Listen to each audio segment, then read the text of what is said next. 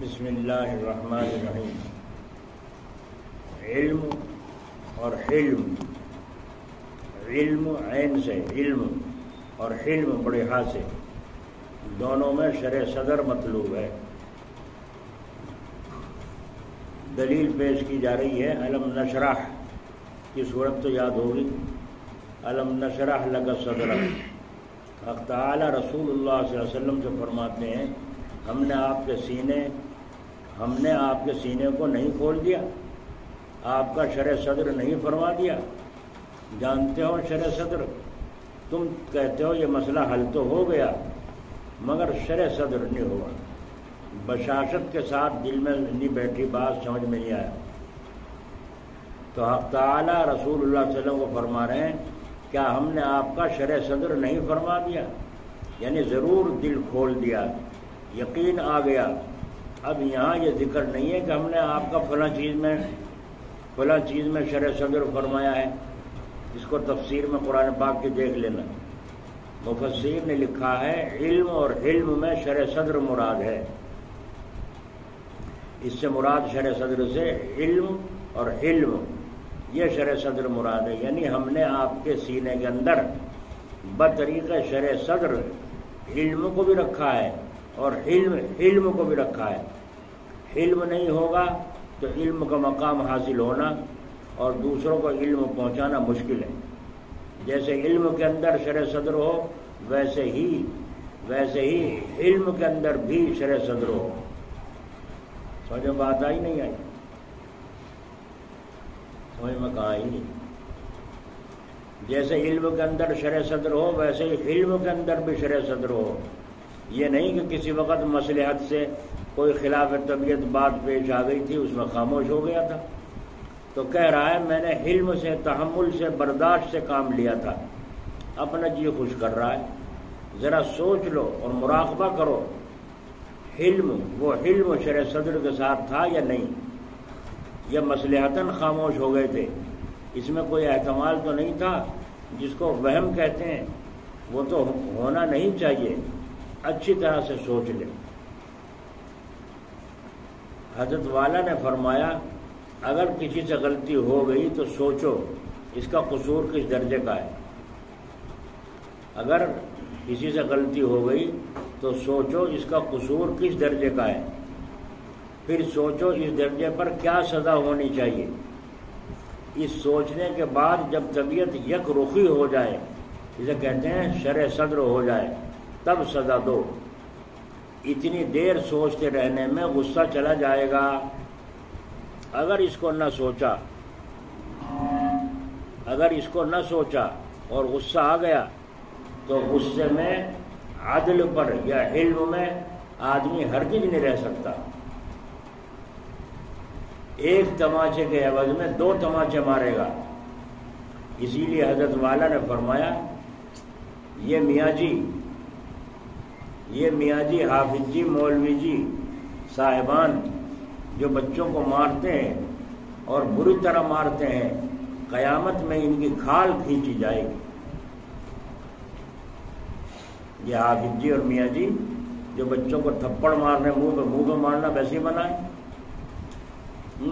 اور سزا دینی ہے ایک ڈنڈی کی اور مار رہے ہیں 10۔ غلطی ایک کر رہا ہے، مار رہے ہیں سب کو۔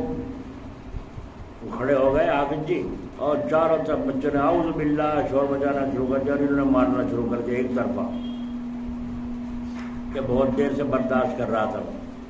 تو بتلائیے بری طرح سے مارتے ہیں، قیامت میں ان کی کھال کھینچی جائے گی۔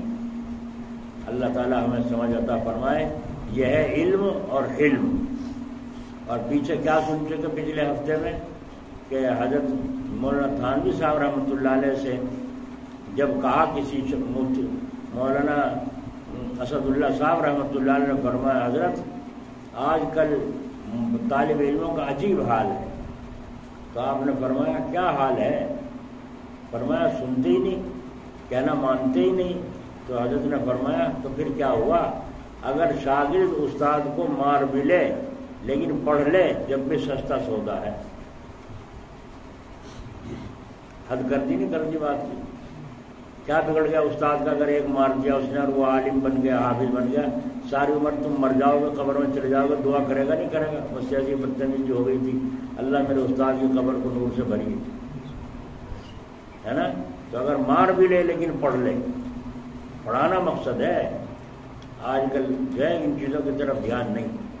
حضرت بزرگوں کے علم، تحمل، برداشت کا قصہ سنیے۔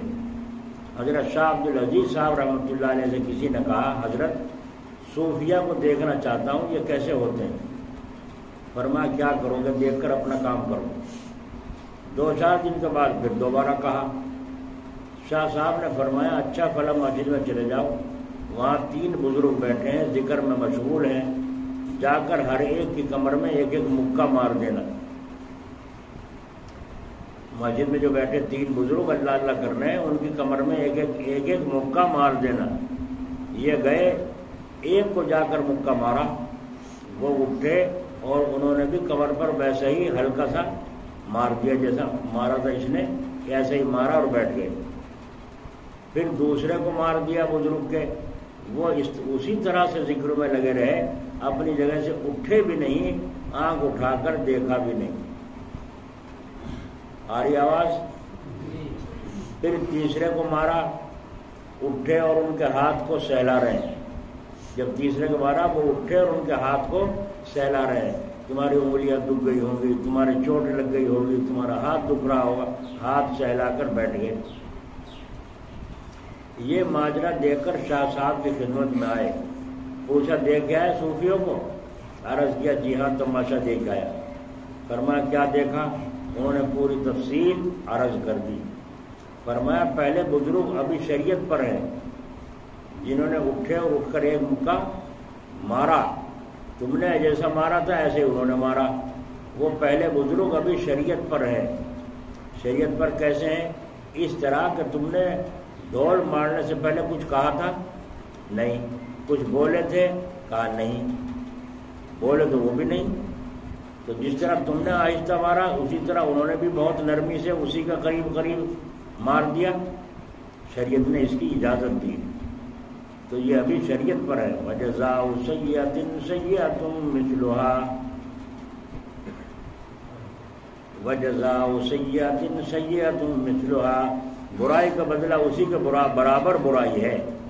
یہ ہے عدل اور شریعت کہ اگر تمہیں کسی نے طبیعت کے خلاف کوئی بات کہی تو اسی بات کو تم بھی کہہ دو۔ تم کو کسی نے مارا ہے، تم بھی اسی طرح مار لو۔ دنیا میں مختلف قسم کے لوگ ہوتے ہیں، لہذا ایسے بھی ہوں گے کہ ضبط نہ کر سکیں گے، لیکن رہے وہ بھی عدل پر۔ دیکھو وہ بزرگ عدل پر رہے، کیوں کہ وہ مجاہدہ کیے ہوئے تھے۔ تو بلا تصوف، بلا مجاہدہ ایسا ہوتا ہے، کیا وہ عدل پر رہ سکتا ہے؟ ہرگز نہیں رہ سکتا۔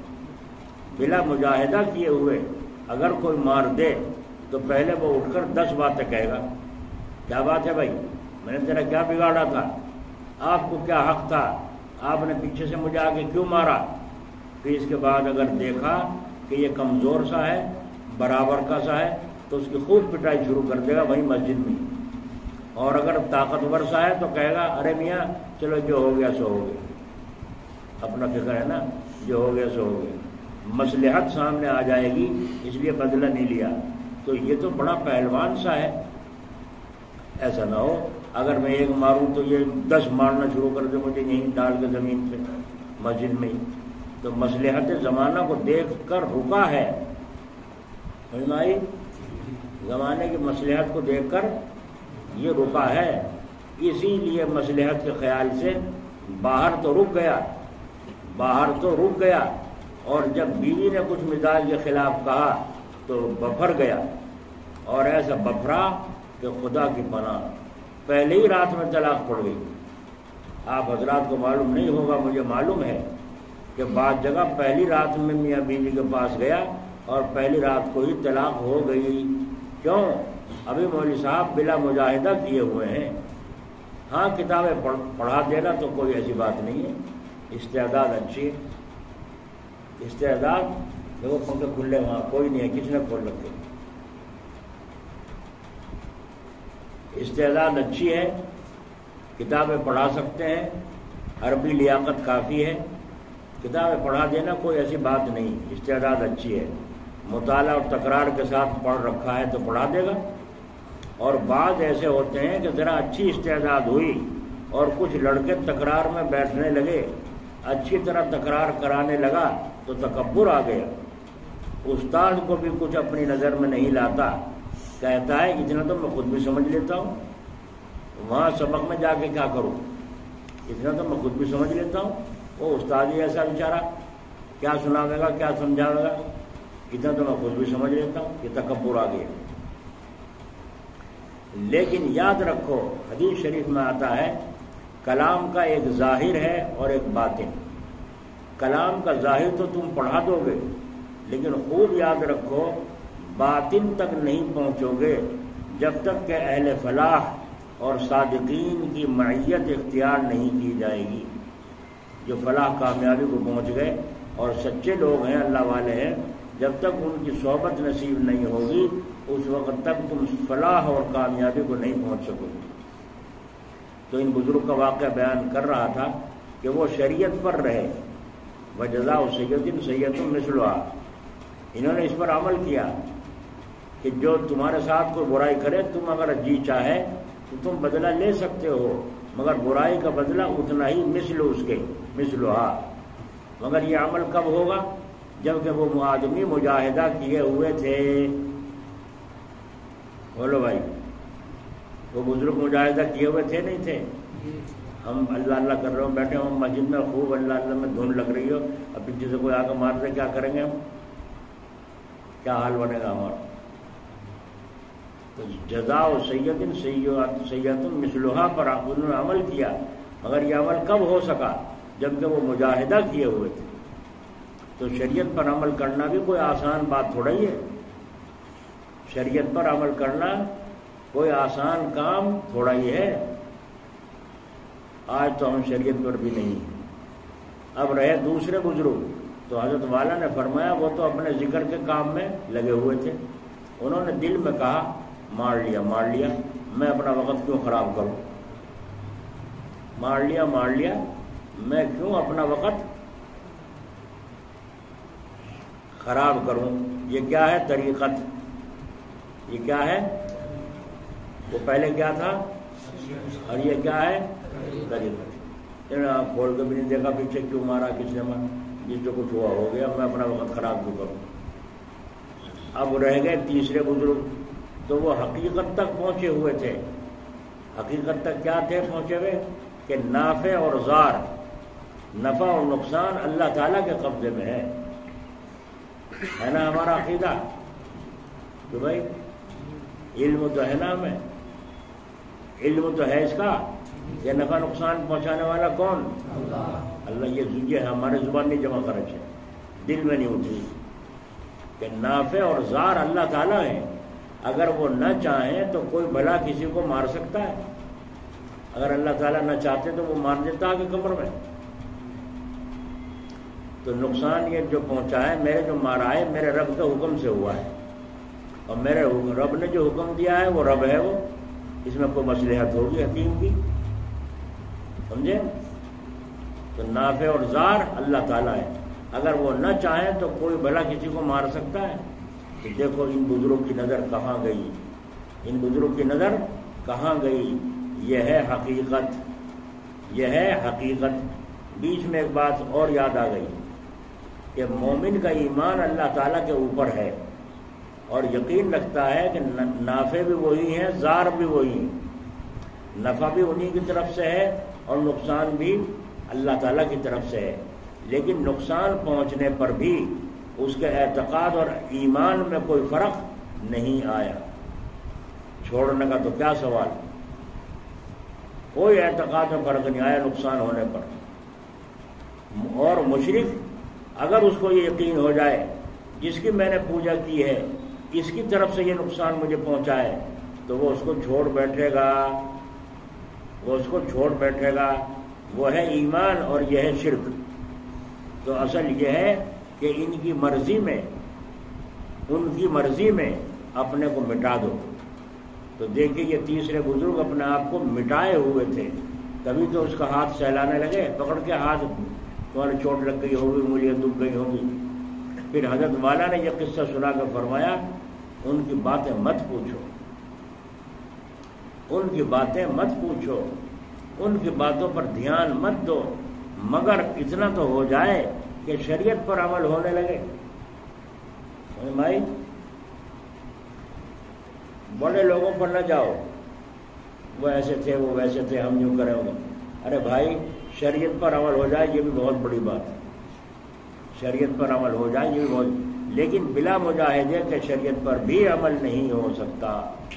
وہ مجاہدہ کیے ہوئے تھے، والذین جاہدوا فینا لنہدینہم سبلنا، تو مجاہدے کی برکت سے اللہ تعالیٰ الہام فرماتے ہیں، مجاہدے کی برکت سے اللہ تعالیٰ الہام فرماتے ہیں۔ بیچ میں ایک اور بات یاد آ گئی، والذین جاہدوا فینا لنہدینہم سبلنا میں لام تاکید بانون تاکید ثقیلہ ہے، مجھے بولا آئی سمجھا؟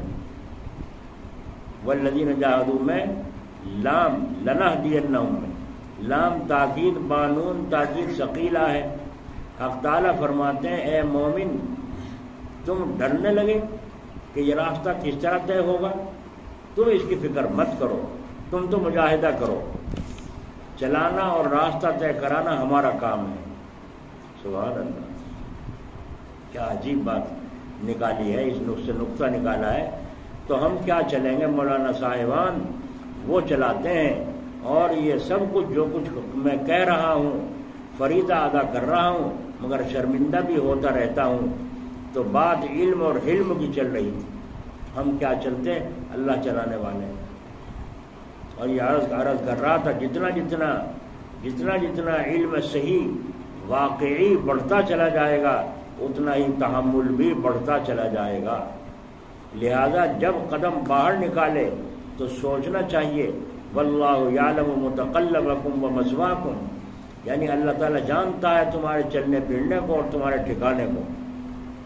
آپ حضرات نے گھر سے یہاں آنے کے لیے قدم اٹھایا تو کچھ تو نیت ہوگی، کیوں آئے ہو مجلس میں؟ اس نیت کا استحضار رکھنا۔ اور پہلی حدیث کیا ہے؟ انما الاعمال بالنیات، کہ عمل کا دار و مدار نیت کے اوپر ہے۔ تو یہ پھر اشکال ہوتا ہے بھلا اس حدیث کو اس باب کے ترجمے کے ساتھ کیا جوڑ ہے، کیا مناسبت ہے؟ تو جوڑ اس کی تقریر یہ ہے، بہت لمبی مناسبت ہے، اور اس مناسبت کے بیان کو کیا پوچھتے ہو؟ آپ تو صاحب علم ہیں، اس میں اخلاص کی ترغیب دی گئی ہے کہ طلب علم وحی میں اخلاص ہونا چاہیے۔ تو دیکھو جب قدم باہر نکالا تو حق تعالیٰ نے کیا فرمایا؟ اللہ یعلم متقلبکم۔ جب قدم نکالا تو غفلت کے ساتھ نکالو یا استحضار کے ساتھ؟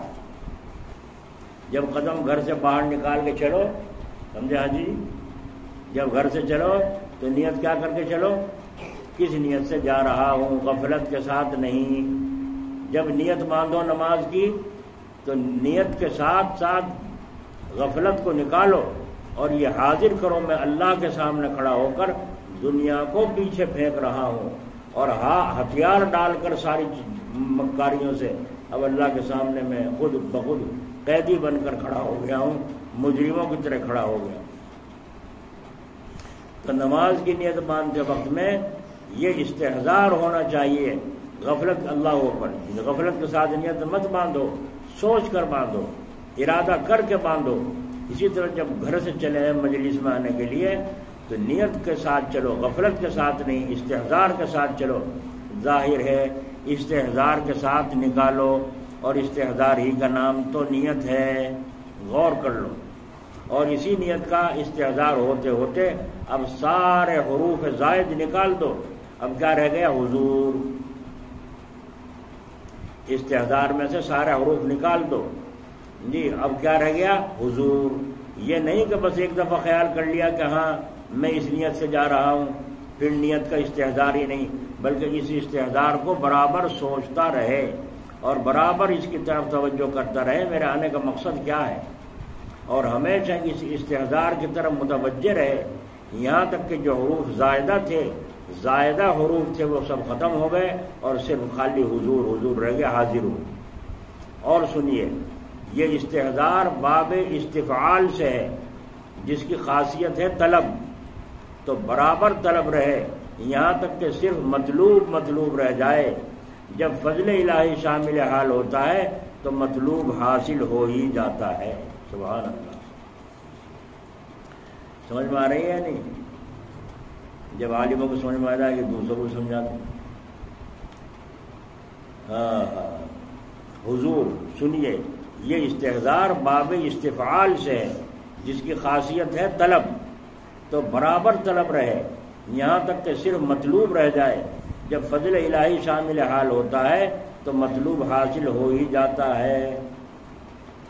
مجلس میں حضرت جی جلال آبادی رحمۃ اللہ علیہ کے یہاں جو مجلس خاص ہوتی تھی، اس میں ہر آدمی یہ سوچتا تھا میں قریب بیٹھوں۔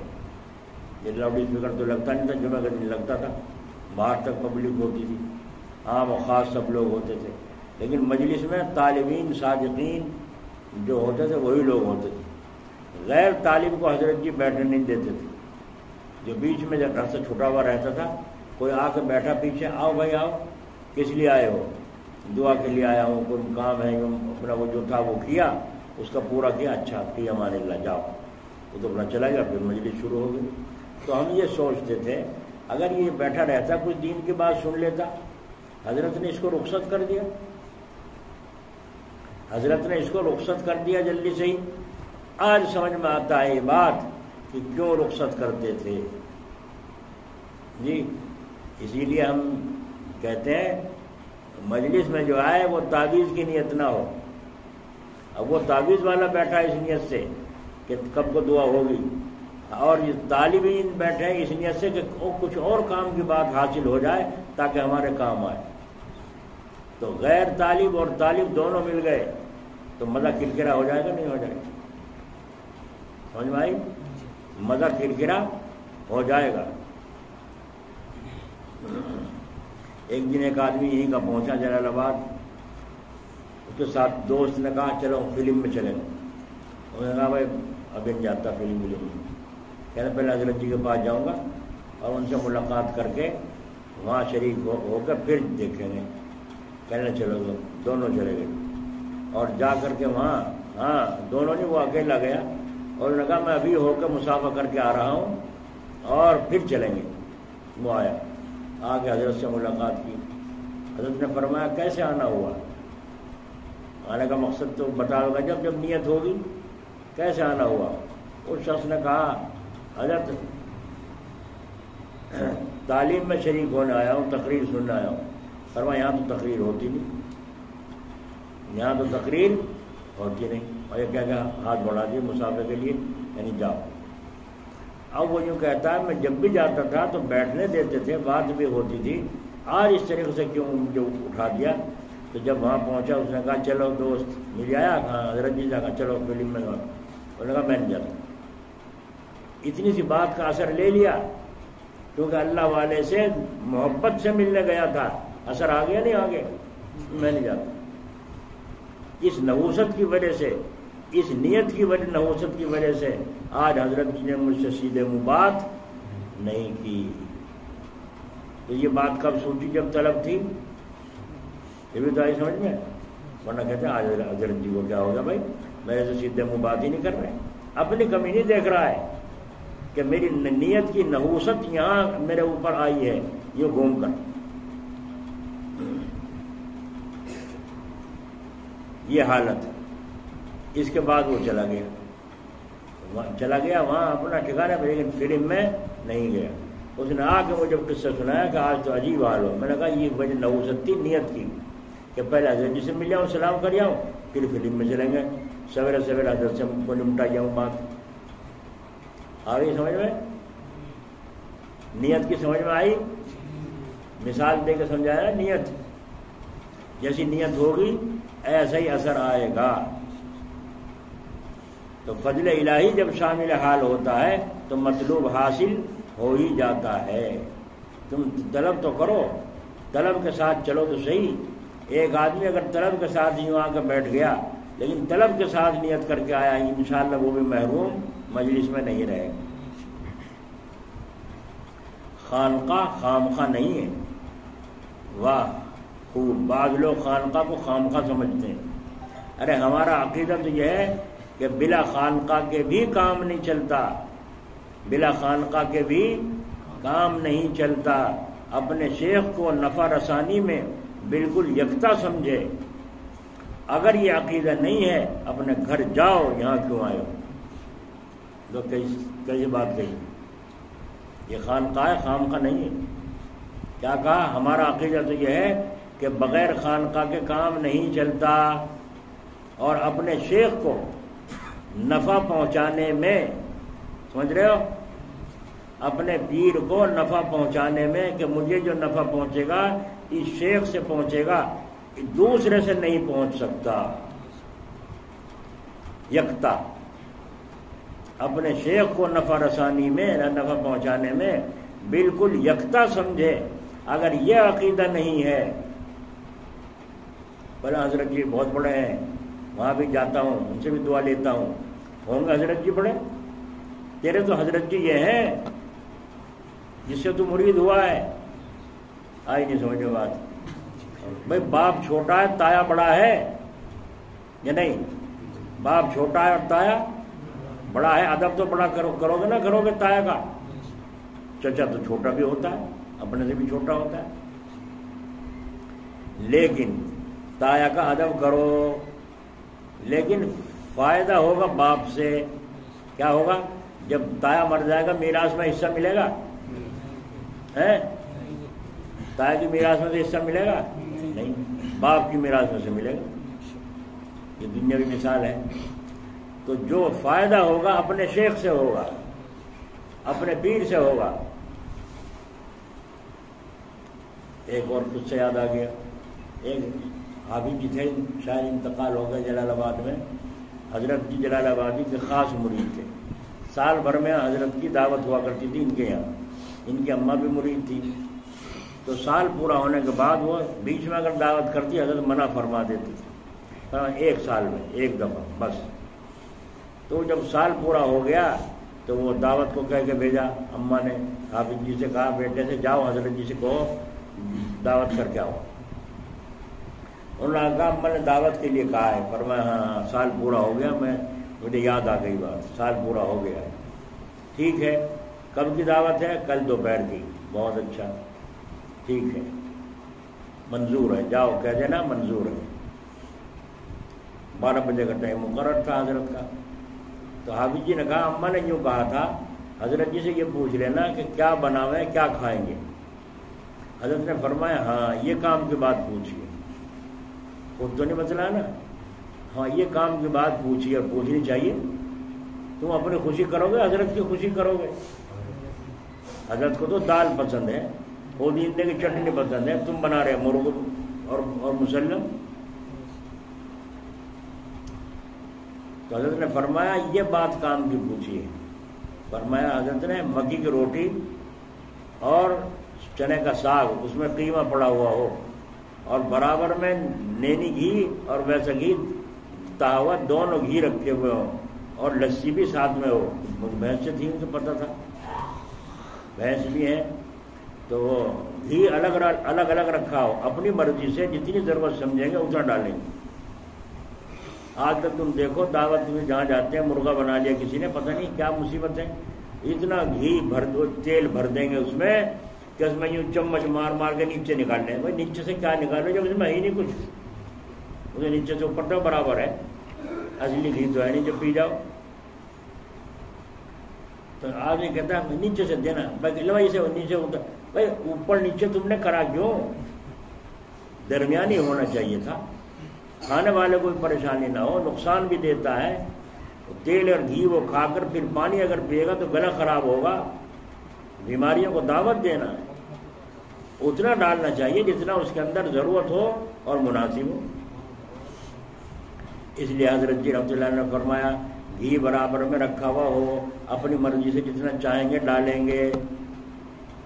ٹھیک ہے. اور حضرت علامہ رفیق صاحب رحمۃ اللہ علیہ چھوٹے مولوی صاحب بھی تھے. انہوں نے کہا، حافظ جی نے کہا حضرت علامہ صاحب سے بھی چھوٹے مولانا صاحب مولانا عابد حسین صاحب رحمۃ اللہ علیہ. تو ان سے کہا آپ کی بھی دعوت ہے؟ انہوں نے کہا ٹھیک ہے ٹھیک ہے. اب جب چلتی ہے وہاں سے حافظ جی بھی چلتی ہے، علامہ صاحب بھی چلتی ہے، چھوٹے مولوی صاحب بھی چلتی ہے. باہر خانقاہ سے نکل کے جب جوتے پہننے لگے تو حضرت علامہ صاحب نے کہا او حافظ جی یہ ساگ پات کھلانا اپنے حضرت جی کو کھلا لیا، ہمیں نہیں منظور دعوت. یہ ساگ پات کھلانا ہے تو اپنے حضرت جی کو کھلا لیا، ہمیں منظور نہیں. انہوں نے کہا نہیں حضرت کہاں اچھا پھر تو ٹھیک ہے، نہیں جب نہیں اور بھی انتظام ہوگا تو ٹھیک ہے. چلے گئے. اب جب کھانا کھانے کے پہنچے دسترخوان لگا ہوا ہے، اوپر کپڑا ڈھکا ہوا ہے. جب کپڑا کھولا اس کو کھولا گیا، حضرت جی بیٹھے دیکھا تو بریانی بھی ہے اور مرغا بھی ہے اور یہ بھی ہے وہ پھرنی بھی ہے، پتہ نہیں کیا کیا.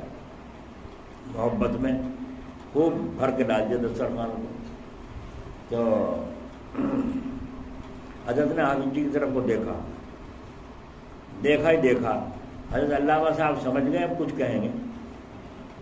حافظ جی کو کہیں گے میں نے کیا کہا تھا، تم نے یہ کیا کیا، لیکن ابھی دیکھ ہی رہے تھے. تو حضرت علامہ صاحب نے ایک دم سے کہا واہ واہ سبحان. چھوٹے مولوی صاحب بولے واہ واہ سبحان اللہ، بہت ساری نعمتیں جس کا جو جی چاہے کھاؤ، ہے نا. بہت ساری نعمتیں ہیں جس کا جو جی چاہے کھاؤ. تو حضرت جی سمجھ گئے کہ یہ بیج ان کے بوئے ہوئے ہیں، ہے نا. پھر کچھ نہیں فرمایا. تحمل ہمارا جیسا ہوتا ہے، ہم نے کیا کہا تھا تم نے یہ کیا کر دیا. تحمل، کیونکہ انہوں نے اپنے شیخ کے سامنے اپنے کو مٹا دیا تھا، تحمل آ گیا تھا. تو اس کو فرما رہے ہیں اپنے شیخ کو نفع پہنچانے میں بالکل یکتا سمجھے. تایا کو تایا سمجھو لیکن اپنے باپ کو باپ سمجھو. اپنے شیخ کو اصل سمجھو کہ جو نفع دنیا بھر میں مجھے میرے شیخ سے پہنچے گا وہ کسی اور بزرگ سے.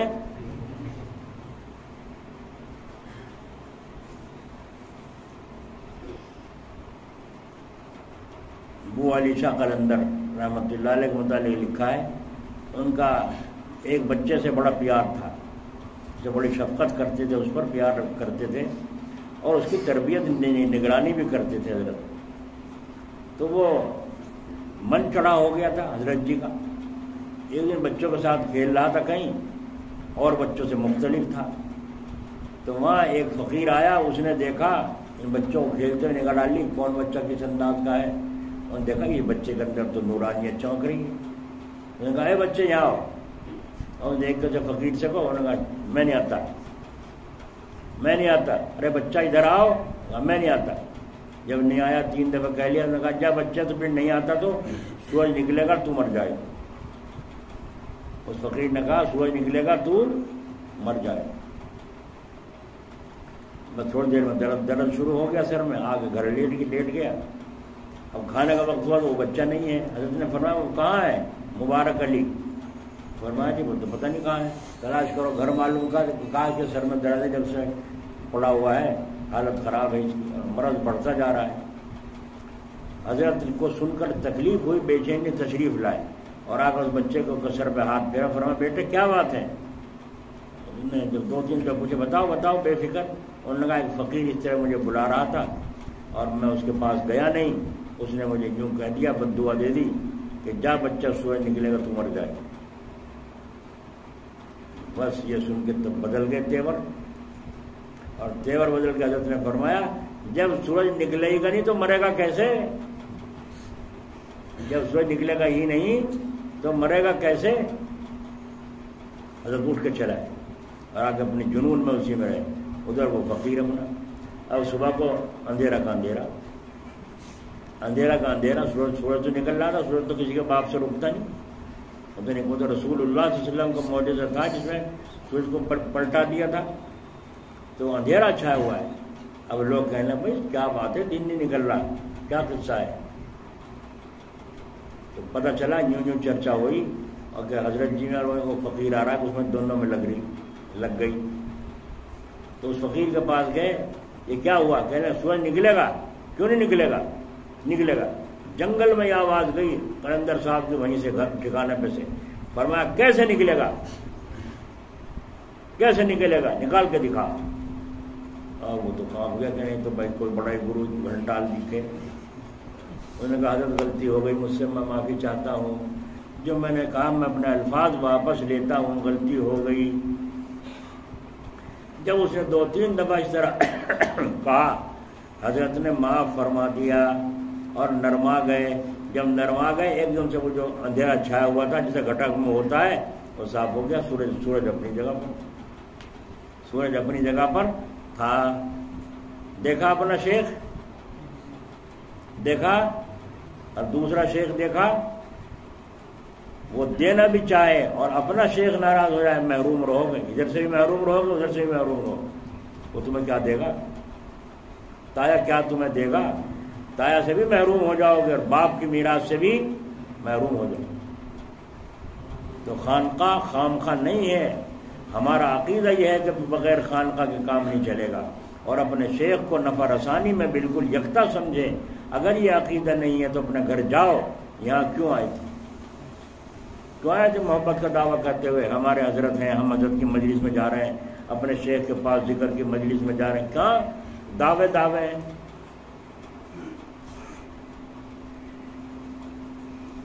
حضرت والا نے سنایا، حضرت مولانا گنگوہی رحمۃ اللہ علیہ فرماتے تھے اگر کسی مجلس میں حضرت جنید اور شبلی رحمۃ اللہ علیہ جیسے ہوں اور حضرت حاجی امداد اللہ صاحب بھی اس مجلس میں بیٹھے ہوں تو ہم حضرت جنید کی طرف رخ بھی نہ کریں گے، حضرت حاجی صاحب کو ہی دیکھیں گے، کیونکہ ہمارے شیخ تو حاجی صاحب ہیں۔ ہاں حضرت حاجی صاحب حضرت جنید سے حاصل کریں جو کریں۔ یہ ہے اعتقاد شیخ کے ساتھ امام ربانی کا، مولانا گنگوہی کا اعتقاد سن لیا؟ کیا فرمایا؟ ایک مجلس میں اتنے بڑے بڑے پہلے زمانے کے جنید بغدادی، حضرت شبلی جیسے ہستی بیٹھی ہوں اور ہمارے پیر صاحب بھی بیٹھے ہوں تو ہم ان بڑوں کی طرف کو رخ کبھی بھی نہ کریں گے، ہم تو اپنے حاجی صاحب کو دیکھیں گے کیونکہ ہمارے شیخ تو حاجی صاحب ہیں۔ ہاں حضرت حاجی صاحب حضرت جنید سے وہ ان کے بڑے ہیں، وہ ان سے چاہے جو کچھ حاصل کریں۔ یہ ہے اعتقاد شیخ کے ساتھ۔ سمجھ میں آئی نہیں؟ شاید آئی نہیں۔ اعتقاد شیخ کے ساتھ تو خانقاہ خامخواہ نہیں ہے، یہاں رہ کر استحضار برابر ہوتا رہتا ہے، یہاں تک کہ حروف زائدہ نکل گئے تو اور حضور آ گیا۔ اب جو عمل ہوگا ذکر کے ساتھ، تلاوت کے ساتھ، نفلوں کے ساتھ، رمضان شریف کے روزے کے ساتھ، زبان کی حفاظت کے ساتھ، کان کی حفاظت کے ساتھ، دل کی خلوت کے ساتھ، حجرے سے باہر قدم اٹھانے کے ساتھ، اپنے مکان میں رہتے ہوئے ان سب اعمال میں حضور رہے گا، کیونکہ حروف زائدہ مجاہدے سے ختم ہو گئے، اب تو حضور ہے، میرا رب مجھے دیکھ رہا ہے۔ اسی لیے تو اللہ تعالیٰ نے فرمایا یا ایھا الذین آمنوا اتقوا اللہ وکونوا مع الصادقین، یعنی اے مسلمانوں اللہ تعالیٰ سے ڈرتے رہو اور صادقین کے ساتھ رہو۔ کس کے ساتھ؟ صادقین کی جگہ ہے سچوں کے ساتھ۔ شیخ جو صادقین میں سے ہے وہ مذکر ہوتا ہے، یعنی برابر یاد دہانی کراتا رہتا ہے۔ وہ بات میں بھول گیا بیچ میں جو شروع کی تھی اور دعوت میں چلی گئی۔ حاجی محمود صاحب فرمایا کرتے تھے، اللہ تعالیٰ ان کو مغفرت فرمائے، کہ میری والدہ اور حضرت ہم سے سب مرید تھے حضرت جی سے، تو میں تھانہ بھون جانے لگا، مولانا سید حامد حسین صاحب رحمۃ اللہ علیہ کے پاس جا کے بیٹھا ایک دن، پھر جانے لگا ان کے پاس۔ جب بھی تھانہ بھون جاتا یا ویسے بھی جا کے حضرت کے پاس بھی ملاقات کرتا، تو وہاں دل ان کی طرف کھینچنے لگا، ان کی طرف کھینچنے لگا۔ تو ایک دن اماں نے کہا لے بیٹے یہ 4 دھڑی چاول حضرت جی کے یہاں دیا ہو، زمیندار تھے، 4 دھڑی چاول حضرت جی کے یہاں دیا ہو۔ اماں کہہ رہی ہیں جو مریدنی بھی تھی جاؤ حضرت جی کے یہاں دیا ہو۔ تو میں نے کہا بہت اچھا، اماں 2 دھڑی ایک کٹے میں اور کر دیو الگ کو، 2 دھڑی کٹے میں اور کر دیو۔ انہوں نے کہا اچھا، یوں نہیں بتا کیوں، میں نے پوچھا کیوں کر دوں۔ 4 دھڑی لے کے گئے، زنان خانے میں حضرت جی کے گھر پہنچا دیا دروازے سے۔ اور پھر سلام کرنے کے لیے مجلس خانے میں چلے گئے. حضرت کو کچھ پتہ نہیں. جب سلام کرنے گئے تو وہاں جا کے ملاقات کی. السلام علیکم. وعلیکم السلام. حضرت نے فرمایا مزاج شریف خیریت؟ کہ جی اللہ کا شکر. اچھا فی امان اللہ. ہاتھ اٹھا دیا. اچھا فی امان اللہ. چلتا کر دیا ہے. ابھی سوچے ان کے یہاں جو حضرت کے یہاں قرآن پاک سناتے تھے تو یہ حافظ جی سنا کرتے تھے. بطر حافظ جی پڑھا کا تعلق تھا بہت. اور سلام کر کے جلدی سے رخصت کر دیا حضرت نے. آج کیا بات ہوئی؟ سوچ پڑ گئے. جا کے سوچتے سوچتے سوچتے. اسے کہتے ہیں یاد دہانی شیخ کراتا رہتا ہے مذکر. یہ یاد دہانی کرائی جا رہی ہے. مذکر یاد دہانی. یہ سوچ پڑ گئے کہ آج کیا بات ہوئی. میں جاتی بیٹھتے کہ فرا مزاج شریف خیریت؟ یہ اللہ اچھا فی امان. جلدی سے کیوں رخصت کر دیا گیا؟ کچھ دال میں کالا ہے. سوچ میں پڑ گئے. وہ 2 دڑی چاول جو کہ تم رکھے رہے. اگلے دن صبح کو پھر مسافہ کرنے گئے. جب گئے مسافہ کیا فرمایا خیریت؟ اللہ کا شکر ہے. اچھا فی امان اللہ. مسافہ آئی سمجھ میں مذکر ہی یاد دہانی ہو رہی نا. غلطی کا احساس دلایا جا رہا ہے نہیں دلایا جا رہا ہے. اب یہ کہ میں تو اور بے چین ہو گیا. تو آج بھی وہی معاملہ کل کی طرح. یہ رکھا پنسا حضرت کی طرف سے. کیوں؟ کیا معاملہ ہے؟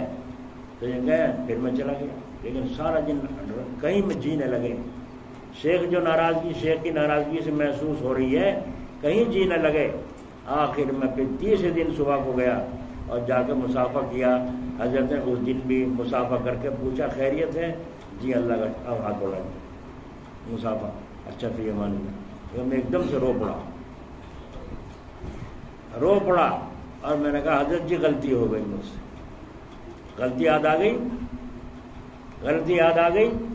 4 گھڑی تو اماں بھیج رہی ہیں حضرت جی کے یہاں. میری اماں کے بھی پیر ہیں میرے بھی پیر ہیں. لیکن 2 گھڑی وہاں بھی پہنچا کے آؤں گا جہاں میرا دل لگ گیا ہے. نہیں سمجھے؟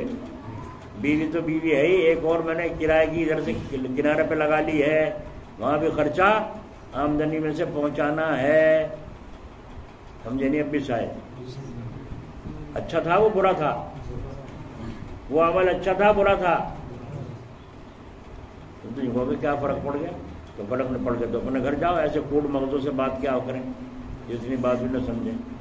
بھائی جو آمدنی آئی سیدھی اپنے گھر میں خرچ کر. غیر کو کیوں بانٹ رہا ہے؟ منزل پہ تو ابھی پہنچا نہیں ہے جی. اور اب بہکنا قدم تیرا شروع ہو گیا ہے. تو جب وہ رونے لگے میں رونے لگا. میں نے کہا حضرت جی غلطی ہو گئی مجھ سے معاف کر دیجیے. تو حضرت رحمۃ اللہ علیہ کے بھی آنسو آ گئے. اور پھر جو فرمایا حافظ جی لوگ یہ کہیں گے اپنے شیخ کے اندر کچھ کمی دیکھی ہوگی جو وہاں کو چھوڑ کر یہاں آنا شروع کر دی. اس میں تمہاری بھی بدنامی ہے اور میری بھی بدنامی. صحیح کہا غلط کہا؟ نہیں تو وہاں کا عاشق تھا وہاں جایا کرتا تھا. اب کیا بات ہو گئی؟ تو یہ مذکر یاد دلایا نہیں دلایا جی. تو بہت سے لوگ یوں کہیں وہ بھی حضرت جی وہ بھی حضرت جی. تو ٹھیک ہے تو پھر دھکے کھاتا تجھے کچھ نہیں ملنے کا. تو اے طالبان تزکیہ، اے اپنے من کی مجاہی کرنے کے طالبوں، تبلیغ دین پڑھی ہوگی.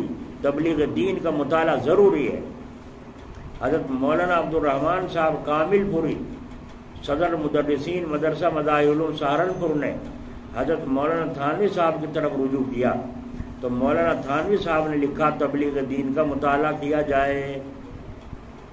اتنے بڑے عالم کو حضرت تھانوی نے فرمایا تبلیغ دین کا مطالعہ کیا جائے. یہ نہیں لکھا کہ احیاء العلوم کا مطالعہ کیا جائے بڑی کتاب کا. تبلیغ دین چھوٹی کتاب کا مطالعہ کیا جائے. امام غزالی کی کتاب ہے، 40 کا ترجمہ ہے جو حضرت والا نے کرایا تھا، حضرت تھانوی نے کرایا تھا اس کا ترجمہ. ایک خلق کا مطالعہ کیا جائے اور اپنے اوپر جانچتے رہو اور حالات کی اطلاع کرتے رہو. حالانکہ مولانا عبد الرحمن صاحب کو حدیث پڑھاتے کافی زمانہ ہو گیا تھا، مگر مولانا تھانوی صاحب تبلیغ دین کا مطالعہ کرا رہے ہیں. کسی عربی کتاب کے مطالعے کے لیے نہیں فرمایا، بلکہ اردو کی کتاب تبلیغ دین کے مطالعے کے لیے فرمایا. اور آخر یہ کہہ دیتا ہے حضرت والا کی کتابوں سے منتخب شریعت و تصوف کو پہلے دیکھ لو. یہ حضرت جی جلال آبادی رحمۃ اللہ علیہ کی لکھی ہوئی ہے شریعت و تصوف، جس کا نام ہے کتاب کا، اسے دیکھ لو. حضرت والا رحمۃ اللہ علیہ کے متعلقین کی فرمائش کے بموجب میں نے اس کو حضرت والا کی کتابوں سے مختصر کیا ہے. پہلے اخلاق ذمیمہ کا بیان ہے، برے اخلاق کا بیان ہے. دیکھو پہلے میل کچیل اتارا جاتا ہے، نہیں اتارا جاتا کپڑے کا. جب برتن پر قلعی کی جاتی ہے تو پہلے برتن کا میل کچیل صاف کیا جاتا ہے، نہیں کیا جاتا. جب مکان میں لیپا پوتی کراتے ہو تو جو بکل ادھڑ رہے ہیں، جو خراب ہو رہی ہے دیوار اور چھت، اس کو پہلے صفائی کرتے ہیں نہیں کرتے؟ نہیں کرتے. یہ اخلاق ذمیمہ، برے اخلاق کا بیان پہلے میل کچیل اتارا جاتا ہے. جب اخلاق ذمیمہ کا بیان انطباق کے ساتھ شریعت و تصوف میں دیکھ لو، پھر اسی کا بیان تبلیغ دین میں دیکھ لو، وہاں مفصل ہے. حضرت جی جلال آبادی کی کتاب ہے شریعت و تصوف، اسے تلاش کریں جن کو کرنا ہے، اور پھر اسے پڑھیں، اور اس کے بعد پھر تبلیغ دین پڑھیں. پھر جانچو اس طرح کہ اگر مثلا غصے کا موقع آئے تو میرا دل، میری روح کیا کہہ رہی ہے. اگر کسی نے کمر میں مکہ مار دیا، اب میں پیچھے مڑ کر دیکھتا ہوں یا نہیں دیکھتا، اور جب دیکھا اور میں جو رکا تو کیوں رکا. بھائی سمجھ رہے ہو نہیں سمجھ رہے ہو؟ یہ میرا منہ تک رہے ہو، بات کو سمجھو نا سمجھو. جب تم نے مطالعہ کر لیا کتاب کا اور غصے کا بیان پڑھ لیا تو میرا دل، میری روح کیا کہہ رہی ہے. اگر کسی نے کمر میں مکہ مار دیا، اب میں پیچھے مڑ کر دیکھتا ہوں یا نہیں دیکھتے. اگر کوئی پیچھے مار دے مڑ کے دیکھو گے نہیں دیکھو گے. اور دیکھ کر کے جب دیکھا تو میں جو رکا کچھ کہنے سے اور الٹا مارنے سے، گالی دینے سے جو رکا ہوں تو کیوں رکا ہوں، اس کو جانچو اپنے آپ کو کہ کیوں رکا. یہ ایک جزئی پیش کی میں نے مثال کے طور سے. اس طرح سے کتاب کا مطالعہ ہوتا رہے اور وقت بے وقت تلاوت ہوتی رہے اور وقت بے وقت ذکر کی کثرت لازمی ہے. وہ کیا سلوک میں داخل ہوا جو ذکر کی کثرت نہیں کرتا، جبکہ تدریسی پڑھانے کا کام بھی نہیں کر رہا ہے یا کوئی اور دوسری مصروفیت بھی نہیں ہے، اور وہ یوں ہی خانقاہ میں آیا. کتنے گہرا مطالعہ کرا رہے ہیں بولو. پیچھے سے کوئی مار دے اور تم نے مڑ کر دیکھو گے نہیں دیکھو گے. اور جب دیکھو گے تو کیا دیکھو گے، کیوں رکے، اسے کیوں نہیں تم نے کچھ کہا، کیوں نہیں اس کے الٹا مارا، کیوں نہیں اسے گالی دی. سوچو میں یوں رک گیا، اگر ذرا بولا ایک اور 10 اور مارے گا. یوں رکا ہوں، ڈر کی وجہ سے رکا ہوں. تو اللہ کے لیے ہو گیا رکنا، حقیقت حاصل ہو گئی. کیا اس نے یہ سوچ لیا کہ اللہ کے حکم کے بغیر نہیں ہوا؟ سوچا اس نے؟ نہیں سوچا. جو ذکر کی کثرت نہیں کرتا، وہ تدریسی کام نہیں کر رہا ہے یا کوئی دوسری مصروفیت بھی نہیں ہے، وہ یوں ہی خانقاہ میں آ جاتا ہے چلا جاتا ہے، کچھ نہیں. داماد نے کچھ کہہ دیا، جو اپنی لڑکی کو بھیجنے کو تیار نہیں، وہ معافی مانگ رہا ہے، غلطی ہو گئی ابا جی غلطی ہو گئی، یہ معاف کرنے کو تیار نہیں ہے. کیوں؟ اس کی اصلاح نہیں ہوئی ہے. اگر اصلاح ہوتی تو دل میں نرمی آتی کہ جیسے قصور اس نے کیا، میں بھی بہت سے قصور کرتا رہتا ہوں، اللہ مجھے معاف کرتا رہتا ہے. سمجھ میں آئی؟ تو کیوں رکیے، جانچو اپنے اوپر غصے کے موقع پر. رمضان شریف کے 2 حق خاص ہیں، ویسے تو وہ دونوں حق ہمیشہ ہیں، لیکن رمضان المبارک کے ساتھ ان کو خصوصیت حاصل ہے. ایک تقوی، اگر کبھی غلطی ہو گئی اور معافی چاہ لی تو بھی تقوی ہی ہے. کیا نہیں پڑھا؟ ولم یسروا، یہ آل عمران، سورہ آل عمران 135 کا ٹکڑا ہے آیت کا. مطلب یہ گناہ کرتا ہی نہ رہے. سمجھ میں آئی؟ گناہ کرتا ہی نہ رہے، بلکہ اگر گناہ ہو جائے تو توبہ کر لے. گناہ نہ ہونا یہ فرشتوں کی صفت ہے، اور گناہ ہو جانا اور توبہ نہ کرنا یہ شیطان کی صفت ہے. اور گناہ ہو جانا اور جلدی توبہ کر لینا یہ آدمی کی خاصیت ہے، آدم علیہ السلام کے بیٹے کی خاصیت۔ یہاں فرما دیا بلم یسروا، مطلب یہ ہے کہ گناہ کرتا ہی نہ رہے، بلکہ اگر گناہ ہو جائے تو توبہ کر لے۔ ایک بات اور حضرت جی رحمۃ اللہ علیہ فرماتے تھے کہ اگر کسی ولی سے کوئی غلطی ہو جائے، گناہ ہو جائے، تو اس سے ولایت میں کوئی فرق نہیں آتا، اس سے ولایت میں کوئی فرق، لو جی بس لو جی، فرشتہ ہے وہ انسان ہے۔ تو اس لیے اللہ کے ولی سے اگر کوئی گناہ ہو جائے تو اس سے ولایت میں کوئی فرق نہیں آتا، اگر گناہ کرتا رہے تو ولی نہیں ہو سکتا۔ اسرار سمجھ میں بات آ گئی؟ گناہ کرتا رہے تو ولی نہیں ہو سکتا، ولی سے گناہ ہو سکتا ہے، انسان ہے۔ اگر اسرار نہیں ہے تو یہ بھی تقوی ہی ہے۔ تو ایک حق رمضان شریف کا تقوی ہے، دوسرا حق کثرت تلاوت بلحاظ فرصت، بلحاظ صحت و سہولت، جتنی سہولت ہو، جتنی فرصت ہو، اتنی تلاوت اپنے ذمہ رکھے، کسی ضروری کام میں حرج نہ ہو، کیونکہ قرآن پاک رمضان شریف میں نازل ہوا تو رمضان کے ساتھ قرآن پاک کو خاص مناسبت ہے۔ تقوی کی خصوصیت پر یہ آیت دلیل ہے، یا ایھا الذین آمنوا کتب علیکم الصیام کما کتب علی الذین من قبلکم لعلکم تتقون، اے ایمان والو تم پر روزہ فرض کیا گیا جیسا کہ تم سے پہلے لوگوں پر فرض کیا گیا تھا، کیوں؟ تاکہ تم متقی بن جاؤ۔ تو رمضان کے روزے میں تقوی حاصل ہونے کا سبق موجود ہے۔ اس مہینے کو قرآن پاک کے ساتھ خاص مناسبت معلوم ہوتی ہے۔ اللہ تعالی ہم کو تقوی اور کثرت ذکر اور تلاوت کے ساتھ زبان، آنکھ، کان، دل کی حفاظت کرتے ہوئے بعلم و حلم برکات رمضان المبارک حاصل کرنے کی توفیق ارزانی سے نوازے۔ یہ اس کی فکر ہو کہ اللہ ہمارے اندر تقوی پیدا فرمائے، متقی بننے کی کوشش کرو، تقوی پیدا کریں اپنے اندر۔ اور وہ کیسے ہوگا؟ تلاوت کی کثرت، زبان سے اللہ کا ذکر، آنکھ، کان اور دل کی حفاظت کرتے ہوئے، علم اور حلم، علم بھی ہو اور علم کے ساتھ حلم، تحمل بھی ہو، برکات رمضان شریف کے حاصل کرنے کی تو رمضان کی مجلس ہے یہ، اب توفیق ارزانی سے نوازیں۔ آخر میں کہہ دیا تو رمضان میں رمضانی کا بیان نہیں ہو رہا ہے، بلکہ رمضان میں اصلاح کا بیان ہو رہا ہے۔ تو جیسی ضرورت ہو ایسا ہی بیان ہونا چاہیے۔ تو اپنے آپ کو محسوس کرنا چاہیے، نہیں کرنا چاہیے، کتنا تقوی ہے، کتنا کمال پیدا ہوا، کتنا علم میرے پاس ہے، اور علم کے ساتھ تحمل کتنا پیدا ہوا، بیوی کو، ماں کو کتنا برداشت کر رہا ہے، اور باہر کیا حال اور کیا مقام ہے۔ باہر تو بستر سے جا کے بھائی صاحب، اور بیوی کا آ کر کے گالیاں دے رہا ہے، ڈنڈے اٹھا رہا ہے، طلاق دے رہا ہے۔ یہ کہاں اس کے اندر تحمل آیا، کہاں غصہ قابو میں ہوا؟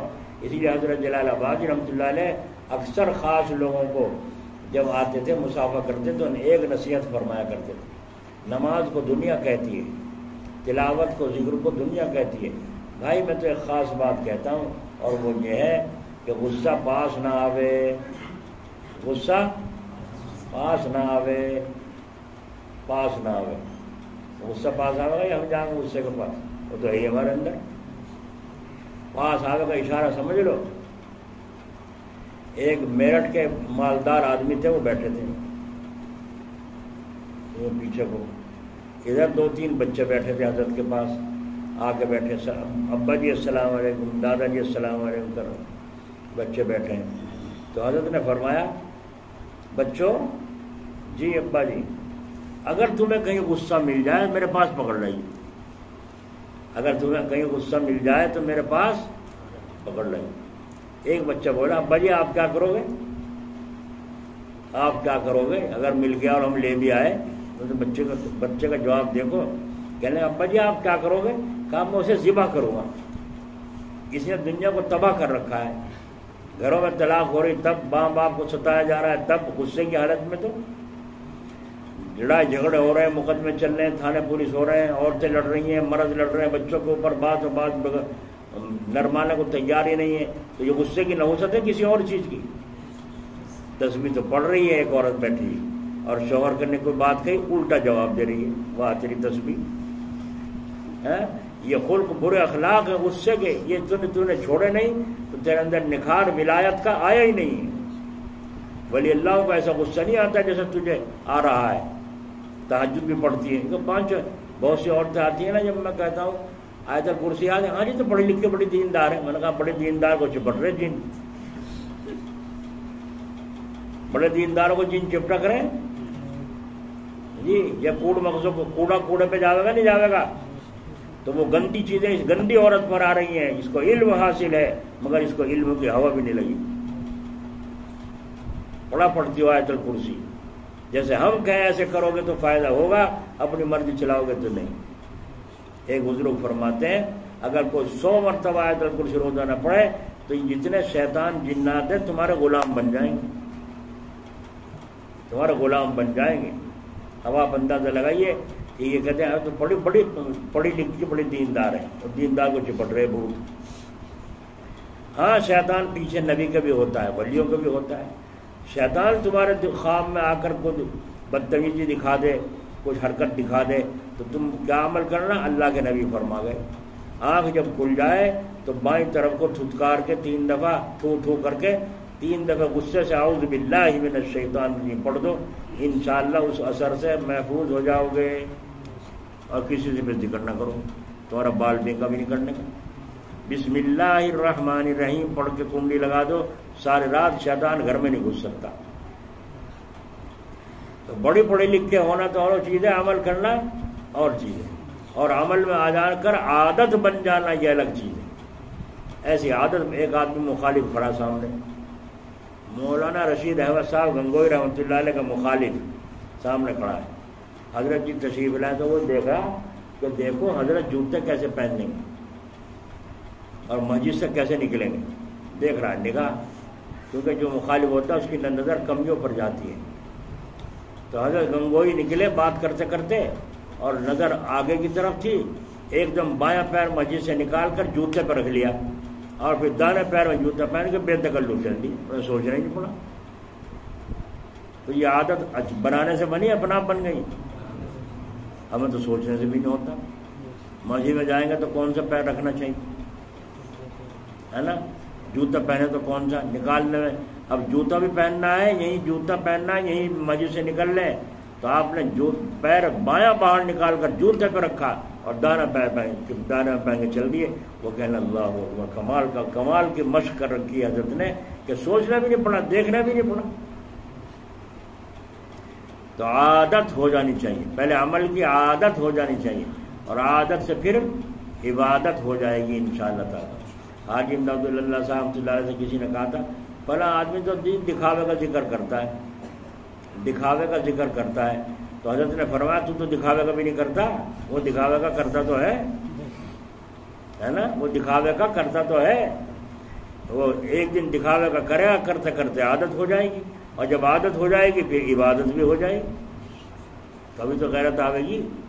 میں نے ہمیشہ اللہ کا ذکر اللہ کے واسطے نہیں کیا، لوگوں کو دکھانے کے واسطے کیا ہے، کیا مجھے اس پر اجر ملے گا؟ تو عادت سے عبادت ہو جائے گی انشاءاللہ تعالی۔ سمجھ میں آ گیا؟ کیا آیا سمجھ میں؟ کہ علم تحمل اپنا مزاج بناؤ۔ ابھی کل آ رہے تھے، کل گئے ہیں، پرسوں آ رہے تھے ہمارے استاد کاندلے سے مولانا عزیر صاحب، تو بیچارے معذور ہو گئے، پیر بھی مڑ گیا، لیکن تحمل اللہ کی بات۔ باپ کا انتقال ہوا، بھائی نے ستایا، پھر وہ اس کو کر کے کھلایا، اس کا بھی انتقال ہو گیا، پھر بیوی بچہ کوئی تھا، ایک لڑکی تھی اس کی شادی کر دی، اس کا بھی انتقال ہو گیا جی، بیوی کا بھی انتقال ہو گیا، اکیلا دم رہ گیا، اور اپنا آپ بیمار، لیکن ہنسی خوشی سب سے بات چیت بھی کرتے رہنا، جہاں ذرا خیال بدلا تکلیف میں وہی قول نہ کرانا، ہے نا؟ تو میں یہ دیکھ رہا تھا اس شخص کے اندر کتنا علم ہے، کتنا تحمل ہے،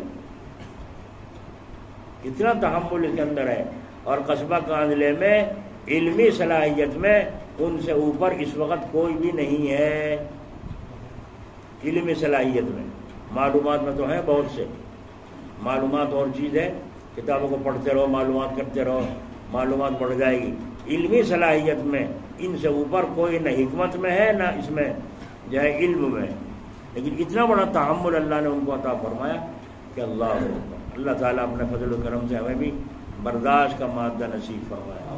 اگر کبھی زیادتی ہو جائے کرے تو اس کو سزا دے دیا کرو، اپنے جی کو سزا دے دیا کرو۔ مثلا استاد ہے، بچے کو ایک مارنا تھا، مار دیے 2-3، کان پکڑوا دیے، اس کو سزا دے دی، اس کا جی دکھا ہوگا، پریشان ہوا ہوگا، تو اس کی تلافی کر لیا کرو کہ اب آئندہ نہیں کروں گا، اپنے اوپر جرمانہ رکھو، 2 رکعت نفل پڑھوں گا سزا کی، میں نے کیوں زیادتی کر دی اس کے اوپر، میں نے بیوی کو کیوں اس طریقے سے الفاظ کہہ دیے جو مجھے نہیں کہنے چاہیے تھے، تو کچھ صدقہ کر دو تاکہ نفس پر سزا پڑے کا بوجھ پڑ جائے، اگر تمہیں اللہ کا ولی بننا ہے۔